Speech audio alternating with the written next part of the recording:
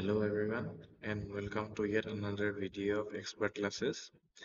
আজি এই ভিডিঅ'টোত আমি APSC আণ্ডাৰ যিটো জুনিয়ৰ ইঞ্জিনিয়াৰ চিভিল আৰু ৱাটাৰ ৰিচোৰ্চ ডিপাৰ্টমেণ্টৰ আণ্ডাৰ যিটো এক্সাম নটিফিকেশ্যন ওলাইছিলে তাৰ এক্সাম ডেট আউট হৈ গৈছে আৰু ইয়াত দেখিবলৈ পোৱা গৈছে যে এই যিটো নটিফিকেশ্যন আছে তাত আমাৰ এক্সাম ডেট ডিক্লেয়াৰ কৰা হৈছে 31st August 2025 যিটো হৈছে সানডে।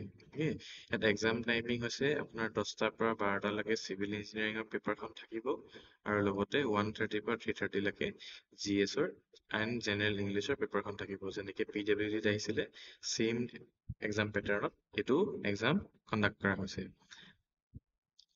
আৰু আমি আশা কৰোঁ যে যি ধৰণৰ পেপাৰ PWDৰ কাৰণে কাটিছিলে তো সেনেকুৱা ধৰণৰ ডিফিকাল্ট পেপাৰ চাগে ইয়াত হ'ব নালাগে, যিহেতু আমাৰ PWDত ভেকেঞ্চি বেছি আছিলে। ইয়াত যিহেতু আমাৰ ভেকেঞ্চি কম আছে তো আপোনালোকে এক্সপেক্ট কৰিব পাৰে যে আগৰ ধৰণৰ যিটো আমাৰ এক্সাম কণ্ডাক্ট কৰিছিলে বা আগতে যেনেকৈ পেপাৰ পেটাৰ্ণ আছিলে তো চেম পেটাৰ্ণত আমাৰ এক্সামটো কণ্ডাক্ট কৰিব বুলি আমি আশা কৰিছোঁ।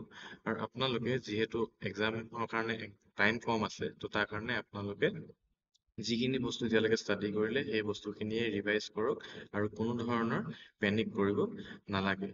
তো মই ইমানখিনিতে গৈ আমাৰ ভিডিঅ'টো সামৰণি মাৰিছোঁ আৰু যদি কিবা ধৰণৰ আপোনালোকৰ এক্সামৰ নটিফিকেশ্যন বা কিবা ধৰণৰ ইনফৰমেশ্যন লাগে আপোনালোকে কমেণ্টত জনাবলৈ নাপাহৰিব। All the best for your exams. Thank U.